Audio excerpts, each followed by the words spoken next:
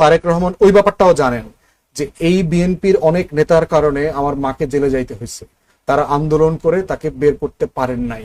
তাদের অনেক কারণে আমি মিথ্যা মামলার শিকার হয়েছি, এটা তারেক রহমান জানেন। এবং এই জানার ব্যাপারে তারও একটা আস্থাহীনতা থাকতে পারে যে একটা সার্টেন টাইমের সময়ের জন্য আমাকে ওয়েট করতে হবে। অ্যাসাইলামের ডকুমেন্টে লেখা থাকে তাকে যে ট্রাভেল করবার, তাকে যে ভ্রমণ করবার জন্য যে ট্রাভেল ডকুমেন্টটা দেয়া হয়, ওখানে লেখা থাকে যে সব দেশে যাওয়া যাবে শুধুমাত্র তার নিজের দেশ ছাড়া। তারেক রহমান অ্যাসাইলামে আছেন ইংল্যান্ডে। অ্যাসাইলামের আইন হচ্ছে ওখানে যে আপনার ওই সরকার যাকে অ্যাসাইলাম দেবে ওই ডকুমেন্টটাতে, অ্যাসাইলামের ডকুমেন্টে লেখা থাকে তাকে যে ট্রাভেল করবার, তাকে যে ভ্রমণ করবার জন্য যে ট্রাভেল ডকুমেন্টটা দেয়া হয়, ওখানে লেখা থাকে যে সব দেশে যাওয়া যাবে শুধুমাত্র তার নিজের দেশ ছাড়া। কারণ আপনি তো অ্যাসাইলাম অ্যাপ্লিকেশন এটাই বলেছেন যে আমি বাংলাদেশে নিরাপদ না, আমি বাংলাদেশে নির্যাতনের শিকার হয়েছি, মিথ্যা মামলার শিকার হয়েছি, এবং এখন ফিরে গেলে ওগুলোর শিকার আমি হব। এই প্রেক্ষিতেই তো ওই ব্যক্তিকে অ্যাসাইলাম দেয়া হয়। অতএব সেক্ষেত্রে ওই কন্ডিশনটা আছে। যদি পরবর্তীতে উনি ব্রিটিশ সিটিজেনশিপ নিয়ে থাকেন, যেটা শুনেছি উনি নেন নাই, তাহলে আর ওটার বাস্তবতাটা থাকে না। এখন ওই ট্রাভেল ডকুমেন্ট দিয়ে, যে ডকুমেন্টটা বাংলাদেশে আসার জন্য বাধা, উনি তো বাংলাদেশে আসতে পারবেন না। এখন ওই রকম কোনো বাধা আছে কিনা সেটা তো আমি জানি না, সেটা তারেক রহমান অথবা তার ক্লোজ টিম বলতে পারবে। আর দ্বিতীয়ত হচ্ছে এই কারণেই হচ্ছে বাংলাদেশ সরকার কারেক্টলি এইটা রেসপন্স করেছে।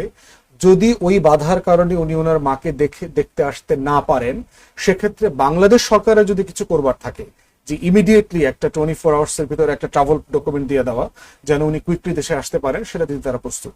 কিন্তু ওইটা আসলে আবার তার ইংল্যান্ডের যে সাইলামের যে ডকুমেন্ট আছে ওইটা আবার অবসলিট হয়ে যাবে। অতএব সেই কমপ্লেক্সিটি আছে।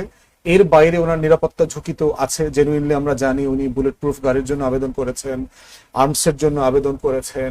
সুব্রত বাইনের এভিডেন্স থেকে আমরা দেখেছি ডিবি অফিসে উনি বলেছেন যে তারেক রহমানের ব্যাপারে এবং আরো জাতীয়তাবাদী দেশপ্রেমিক লোকদেরকে হত্যা করবার অনেক প্ল্যান আছে।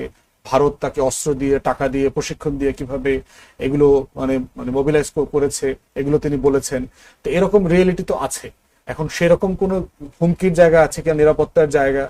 বিএনপির জিয়া পরিবারের বাইরে বিএনপির লিডারশিপের টপেও কিন্তু প্রচুর দালাল টাইপের লোক আছে, যারা গত 16-17 বছর আওয়ামী লীগের সাথে দালালি করে গণতন্ত্রের যে লড়াইটা ছিল সেটাকে দুর্বল করে দিয়েছে। এবং বিএনপির যে তৃণমূল, যারা সর্বোচ্চ ত্যাগ স্বীকার করেছে গণতন্ত্রের জন্য গত 16-17 বছরে, তারা কিন্তু এই উপরের দিকের কিছু ক্রিমিনাল লিডারের কারণে বারবার মিথ্যা মামলা, গ্রেফতারের শিকার হয়েছে। কিন্তু অনেক ব্যবসায়ী, অনেক বিএনপির ব্যবসায়ী দেখবেন দিব্যি ব্যাংক চালায় গেছে, চাঁদাবাজি করছে, সরকার থেকে, গোয়েন্দা সংস্থা থেকে শত শত কোটি টাকা খাইছে দাইছে, তার ছেলেমেয়েরা ঘুরছে ফিরছে, সবই করেছে।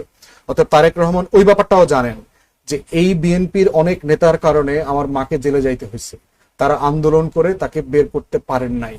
তাদের অনেক কারণে আমি মিথ্যা মামলার শিকার হয়েছি, এটা তারেক রহমান জানেন।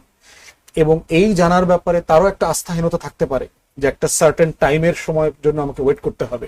এরকম অনেক রিয়েলিটি থাকতে পারে। নির্বাচনের তফসিল ঘোষণার সাথে একটা সম্পর্ক থাকতে পারে, যেহেতু ওনার একটা 1/11-এর ট্রমা আছে, যে বাংলাদেশের কোন এস্টাবলিশমেন্ট আবার তাকে বিপদে ফেলবার কোনো চেষ্টা করে কিনা। তো সেক্ষেত্রে নির্বাচনের তফসিল ঘোষণা করলে ওই সময়টাতে তার আশাটা নিরাপদ কিনা। একটা দলের নেতা হিসেবে তাকে তো অনেকগুলো বিষয় মাথায় রাখতে হচ্ছে, যে কোনটা তিনি বিবেচনাতে নিয়েছেন না এর বাইরেও কিছু আছে, সেটা তো তারেক রহমান বলতে পারবে। এই বাস্তবতাগুলো আছে।